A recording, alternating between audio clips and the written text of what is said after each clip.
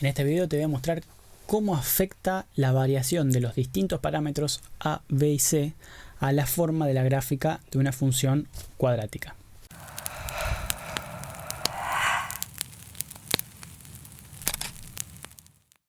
En primer lugar, presta atención que este número a es el coeficiente cuadrático y si a fuera igual a 0, todo este término se iría y me quedaría algo por x más c. Es decir, si a es igual a 0, lo que va a pasar es que f de x va a ser una función lineal.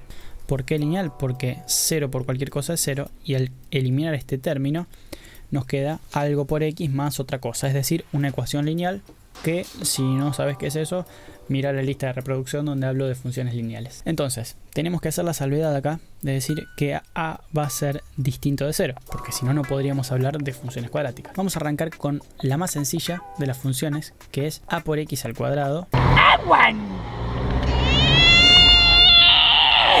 O sea que vamos a suponer que b es igual a 0 y que c es igual a 0. En este applet que vemos en pantalla tenemos graficado una función a por x al cuadrado más b por x más c. En este caso los tres deslizadores que están relacionados con los coeficientes a, b y c valen 0, por lo tanto la gráfica es esta línea recta que es la función igual a 0. 0 por x cuadrado más 0 por x más c. Si empiezo a modificar a, ya voy a ver que aparece la función cuadrática. Le voy a poner un poco más de grosor a esta línea. Ahí está.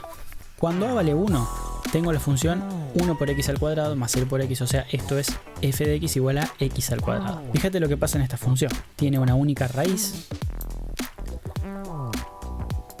que es cuando x es igual a 0. A la vez es el punto donde se intersecta con los dos ejes, en el punto 0, 0, en el origen. O sea que lo ordenado del origen es igual a la raíz en esta función.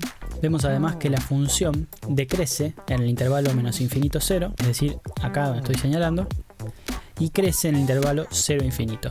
O sea que tiene dos intervalos de crecimiento. Si analizamos un poco lo que ya sabemos de transformación de funciones, que está en esta lista de reproducción que te dejo en las tarjetitas de arriba, sabemos que si yo multiplico por menos 1 esto, si yo tomo... Te la tomaste toda, chingüengüencha. Esta ecuación la multiplico por menos 1, la voy a estar reflejando con respecto al eje de las x. O sea que en vez de tomar a igual a 1, voy a tomar a igual a menos 1, por ejemplo. Lo que voy a ver es que la parábola se invirtió, se reflejó sobre el eje de las x. Entonces, ahora estos intervalos de crecimiento se alteran. Es decir, antes decrecía en el intervalo menos infinito 0 y ahora en el intervalo menos infinito 0 la función crece. Crece hasta este punto, que es el punto 0, 0, y después decrece en el intervalo 0, infinito. Bueno, ¿qué pasa si hago el a más grande que 1?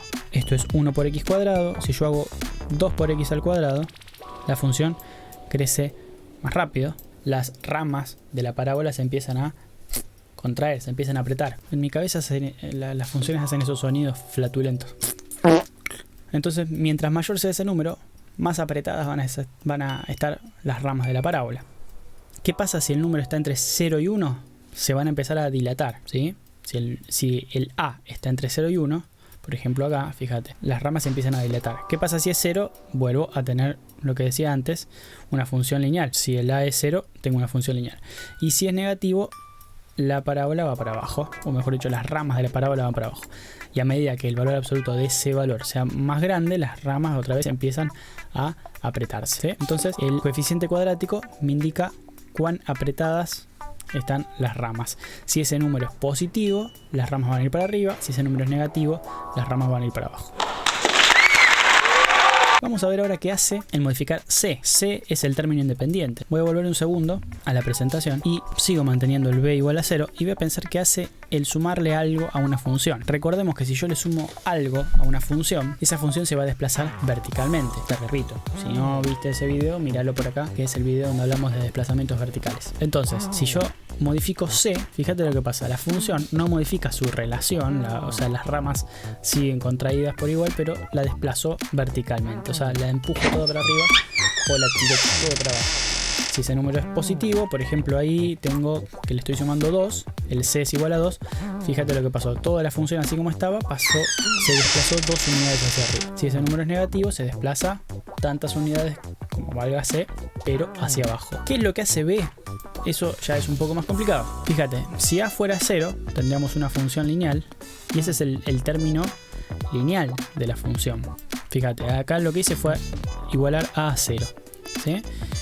Este C lo que hace es modificar la ordenada del origen de esa supuesta función lineal, y el B modifica la pendiente de esa función lineal.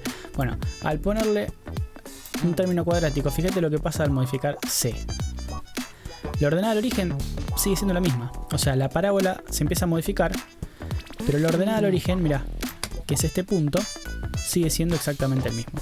Ahí lo marqué con un punto que se llama E para que se vea mejor, y fíjate que la relación, voy a hacer un zoom out, un zoom para afuera, fíjate que la relación de las ramas sigue siendo igual al modificar B, y la ordenada del origen es la misma. ¿Sí? Lo que hace es un desplazamiento, pero manteniendo como si vos estuvieras con el dedo quieto sobre la ordenada del origen. Fíjate, modifico la ordenada del origen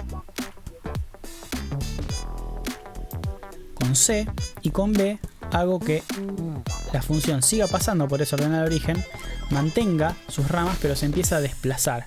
Se empieza como un alambre que lo empezás a mover de esa manera, ¿sí? Entonces, lo que vas a estar haciendo acá es también modificar básicamente el eje de simetría de esta parábola. ¿Qué es el eje de simetría? Bueno, acordate que la parábola es una forma simétrica. Vamos a poner de vuelta la función igual a cualquiera de estas, pero que tenga b igual a 0.